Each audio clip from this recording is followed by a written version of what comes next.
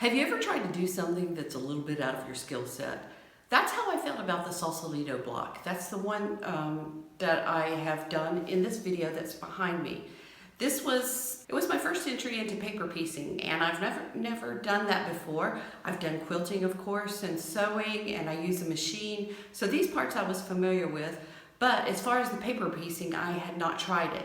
So this was a fairly low barrier to entry. I used all scraps that were from my stash, and I downloaded this particular quilt block from quiltingtreasures.com. It's Sausalito, and it's by Christine Graff. So I would encourage you to go there if you would like to download this and follow along with me as I start this video. So the one thing that you'll know is that I broke this up into parts, and that is so that you can follow along and you don't have too much of it to do. You can just do a little bit at a time. I would highly recommend starting, as I did, with a test block and just doing a few of those until you get the hang of it. And I made my first test block into a medallion and put it in a little baby quilt. This one is also about crib size, and it sits behind me. It's 20 blocks, so it's not like you have to make a lot of these, and they go together really well. Be sure to like and subscribe and follow along.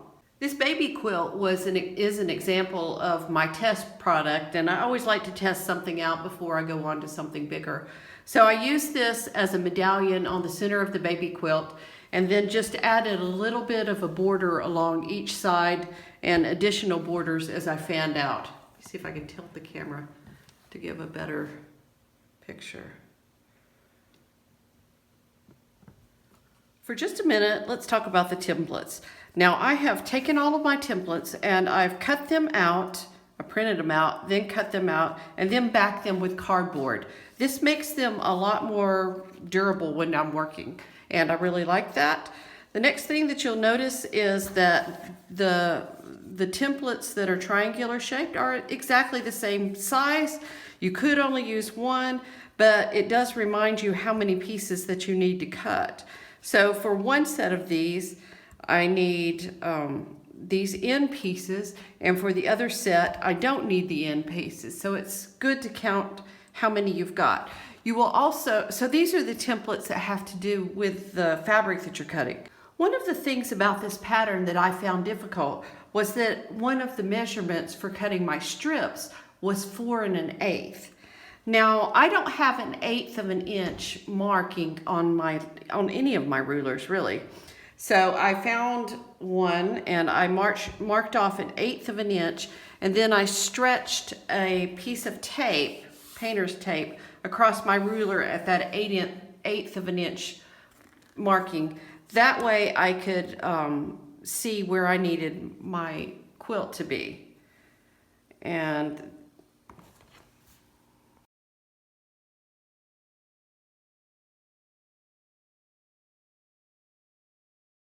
when I'm cutting my fabrics, these will be folded, and I'll be cutting 2 at a time. But for this example, I've opened it up because I'm out of fabric.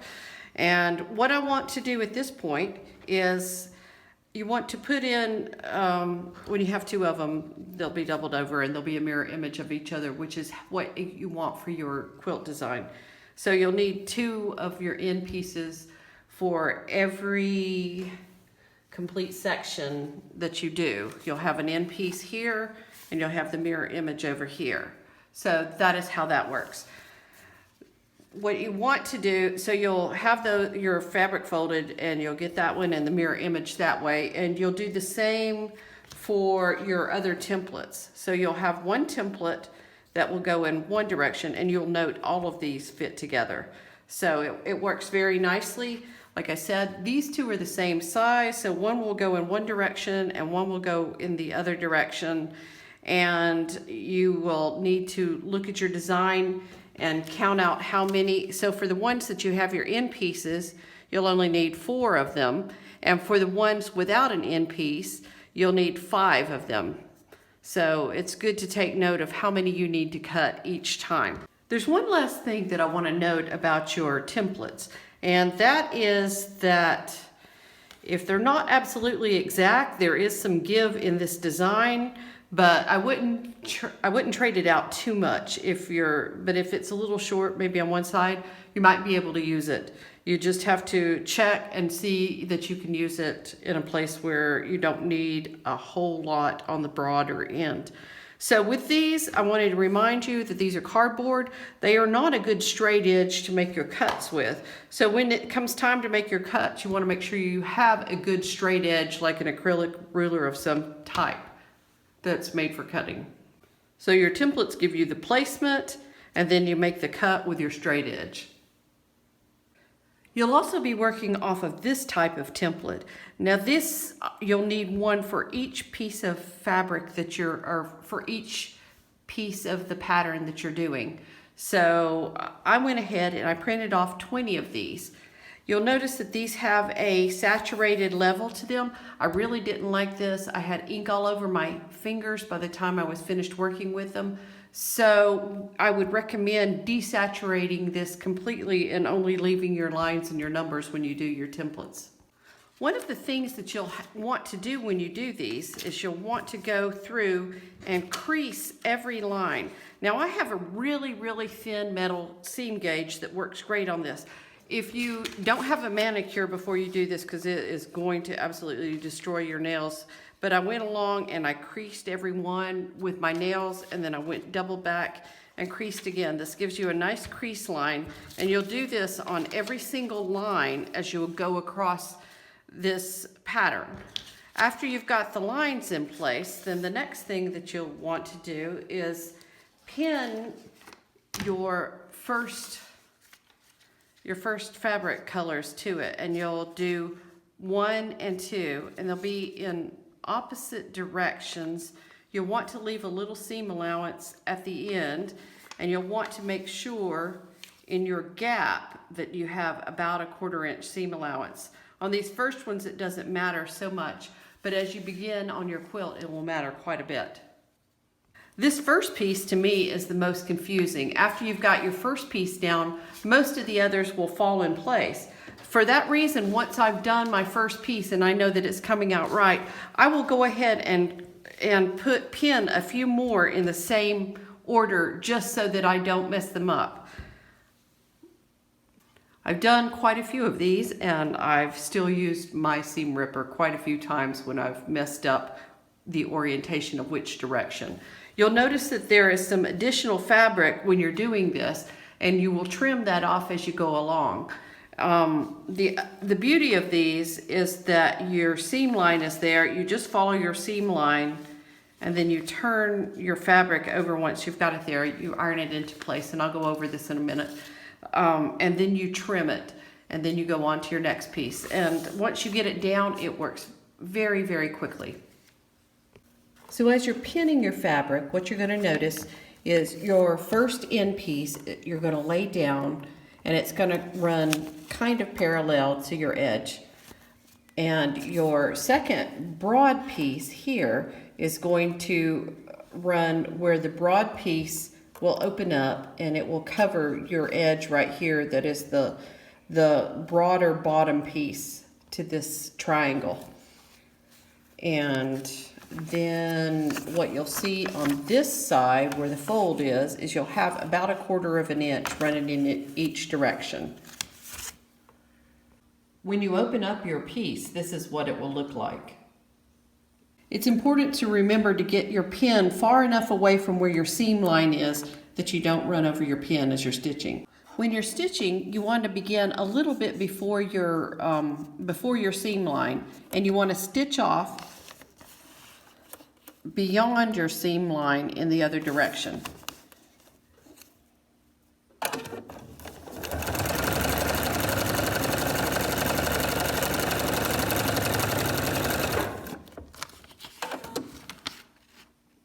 As you can see, the stitches go beyond the seam line here and beyond the seam line here. Bring this over to your ironing board and take out your pin, and then you want to give it a little finger press. Get it back in the field here.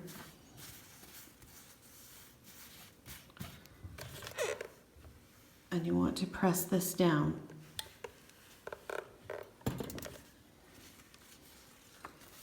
Now what you're going to see, it's going to look like, what are you doing here?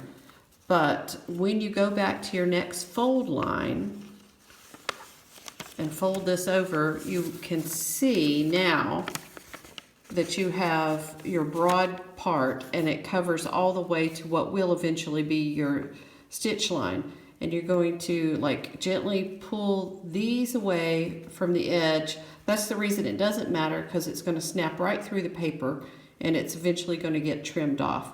But anyway, your stitches that went beyond your seam line on the other side, you can now just pop away very easily.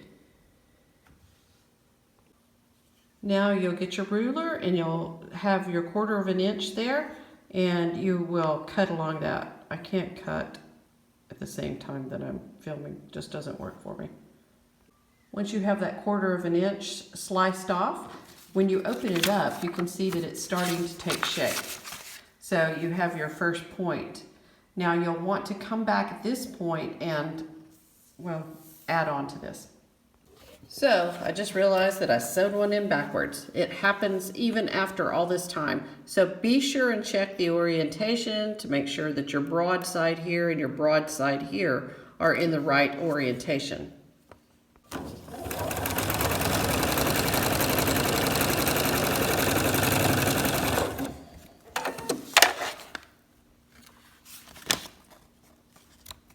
So you bring it over, just like your first piece, you unpin it, and you roll your fabric over, and you press it into place.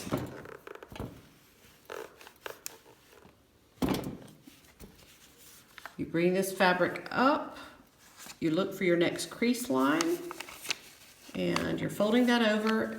Notice that your fabric just pops right out there so that you can make your next 1/4 inch seam allowance. So you trim off your 1/4 inch seam allowance and you remove your ruler there. You'll turn this over and you'll see another section of the design start to materialize. And you're going to want to find your next piece of fabric. You'll continue the orientation where one is pointing down, the next one points up. So this one, the broad side was at the top, so the next one, the pointy side will be there.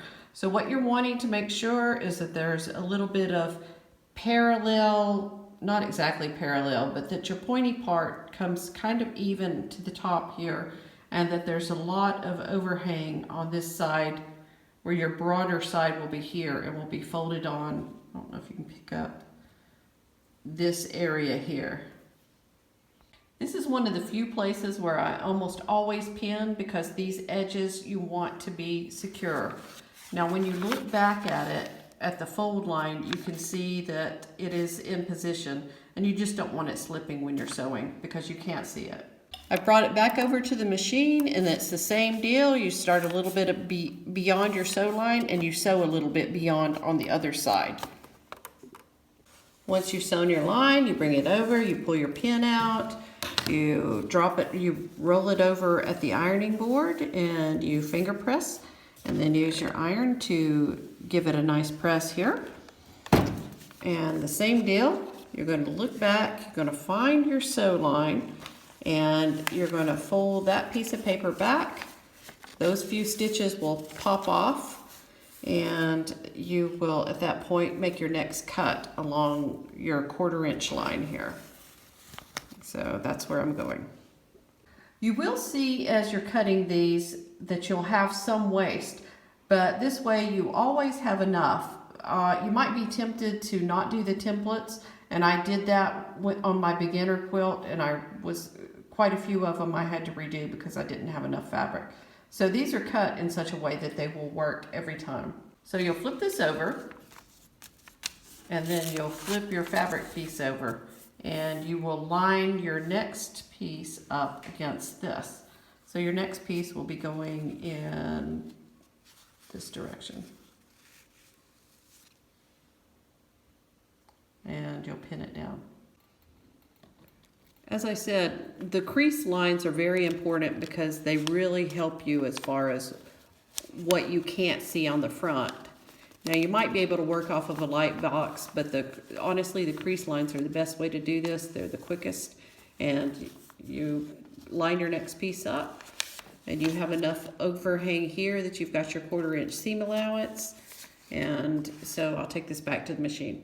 At the machine, just like all the other pieces, you turn it over and you're working on the printed side with the fabric not in view. And by the way, I don't think I mentioned it, and it's hard to tell on these, but all of these are sewn right side together.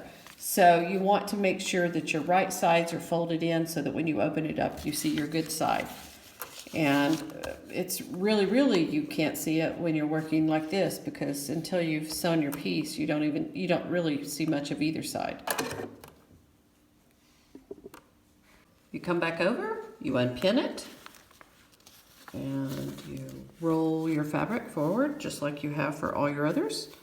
You're starting to see the nice smooth points come out. You finger press that just for a second, and then you give it a press, and then you start on your next fold here.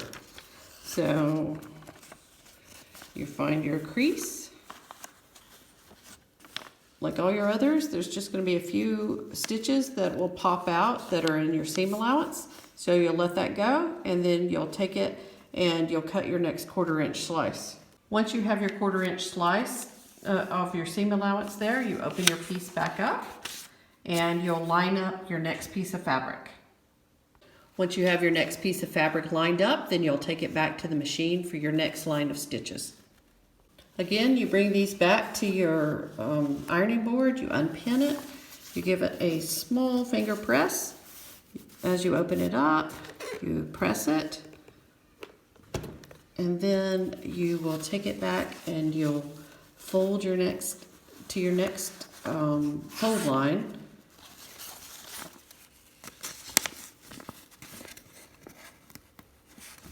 You can see that you pop out a few there. So your next fold line will be there. This will cover it up, and you'll see where you need to cut. You'll trim away your excess, and then you're ready to add your next piece to the other side. I hope this angle will give a better view of what's happening as I'm doing these blocks. So this is the next piece. I've already cut this and trimmed it off at the fold line. And so now I'm going to add the next piece, and it comes in here.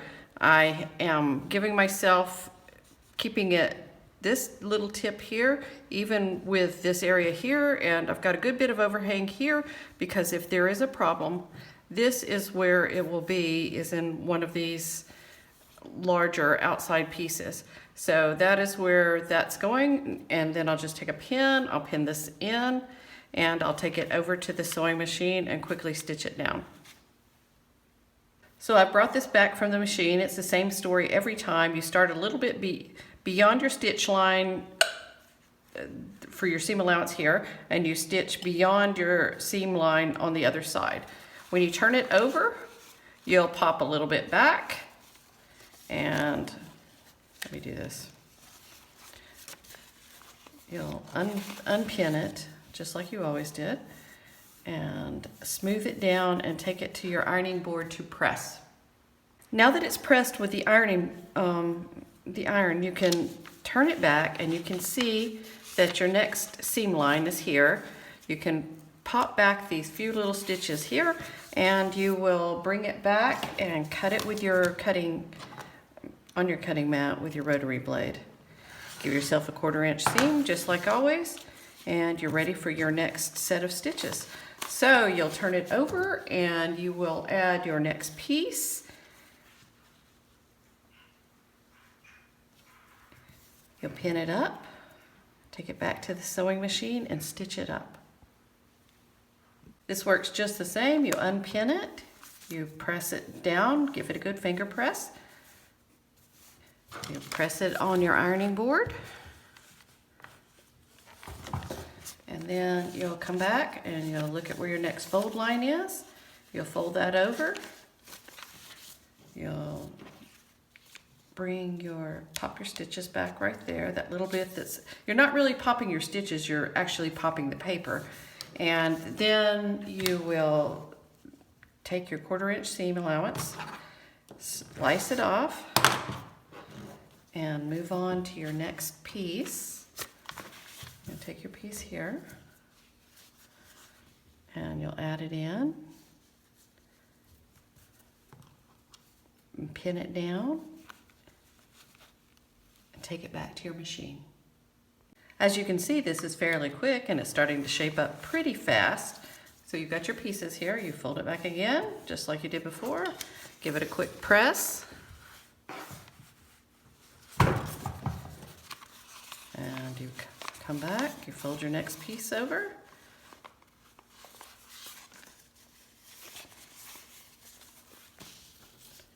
You pop back your area there on your paper. Give it another slice.